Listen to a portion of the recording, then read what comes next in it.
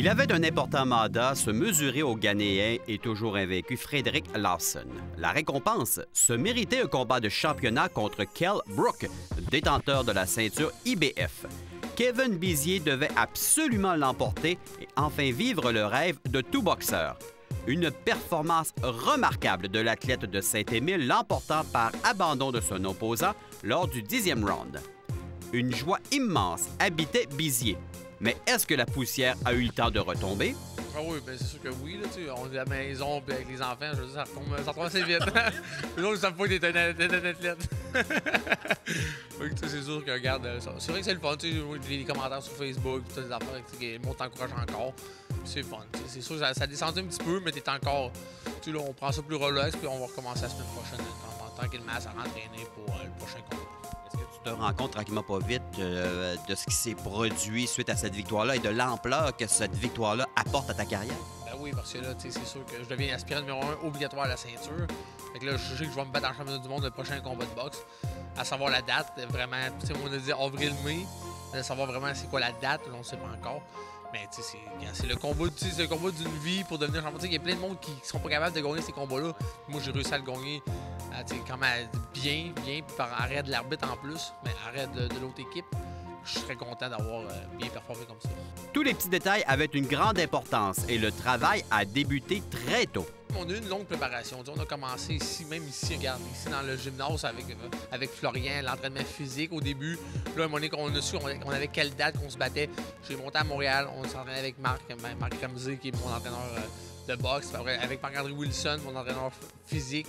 On était, regarde, j'ai jamais eu un bon camp d'entraînement de toute ma vie.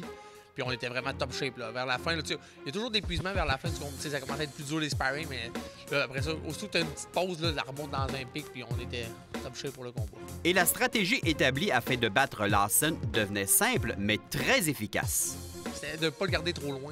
Parce que c'est un gars qui était capable d'avoir beaucoup de puissance de loin, mais de proche, il a de la misère, vu qu'il y a des longs bras, d'avoir beaucoup de puissance. On a resté proche pour empêcher de bien contrôler la distance. Puis c'est moi qui ai contrôlé beaucoup le combat comme ça. Parce qu'en coupant la distance, on était proche. Puis lui, vu qu'il y a des longs bras, ça l'empêchait de bien lancer ses coups de poing solidement. Est-ce que tu te sentais le underdog, comme on dit en termes anglophones, dans ce combat face à Lawson? Pas vraiment. Moi aussi, je comprends pas pourquoi le monde pensait que j'allais me faire une dropper. On savait qu'elle allait avoir une bonne force de frappe. Qu'elle allait peut-être. Mais moi, quand je suis arrivé dans le ring, j'étais prêt. Puis j'ai pas senti qu'il frappait. Il frappait dur, là. Vraiment, c'était pesant, c'était fort. Mais pas dire que, OK, là, il va me dropper s'il me pogne d'aplomb, là. Mais il aurait pu me knocker peut-être, un coup de poing sur la pine, c'est ça. Mais je pensais pas qu'il faisait pas aussi mal que je pensais. À quel moment tu t'es dit, ouais, je pense que là, je suis en voiture, puis lui, il est dans le trouble? À partir du premier round. Ah ouais, parce que je suis rentré dans sa bulle, puis il a fait, oh, puis là, il est resté là, puis moi, j'étais bien mes coups lancés, puis je revenais à chaque round. Je voyais que c'est moi qui contrôlais le combat. Après, au 7e round, j'ai un petit peu de fatigue. Après ça, je suis revenu fort les deux autres rounds, puis il me laissait rentrer à l'intérieur. Ceux qui me laissaient rentrer à l'intérieur, c'était moi qui contrôlais beaucoup le combat. On peut dire que tu as mieux dosé tes énergies dans cette bataille? Oui, en plein ça. Mais c'est sûr, on essaie, même quand je l'ai envoyé au plancher, j'ai pas essayé de trop en faire parce que c'était pas vraiment. C'est pas un coup de poing là, vraiment que le gars est tombé par terre et qu'il était trop sonné. J'ai arrivé, je l'ai essayé la grosse shot puis essayé de bien boxer. C'était quoi de boxer à l'extérieur de Québec et du Canada? Ben, c'était assez relax, pareil. Il n'y a pas eu d'entrevue de presse là-bas, rien. Fait que on est arrivé, boum, on fait la balance, on s'en va au combat, puis on a parlé avec Sucuré Léonard, c'est vraiment cool. Ah, c'est ça, Sucuré, c'est un des idoles pareil, là. Fait que, on a parlé. Bon, le monde est sympathique, le monde de NBC là, sont vraiment sympathiques. Là. On rit, même il y en avait un qui, son frère, son ami, son fils est en Paris, il parlait en français. Bonjour! J'ai compris, merci. Il essaie de moins, il se forçait à essayer de me parler en français. Bien entendu, d'ici au combat, dans environ 5-6 mois, Kevin aura sûrement l'occasion de bien se reposer. Quoique... Ben, pas tant que ça. Je vais essayer de recommencer vite pour pas perdre ma forme physique, mais tranquillement. Ça va être vraiment. Je vais venir ici avec vous, m'entraîner tranquillement, sur un peu de crossfit, un peu d'entraînement de boxe, mais je vais essayer de garder ça un petit peu mollo.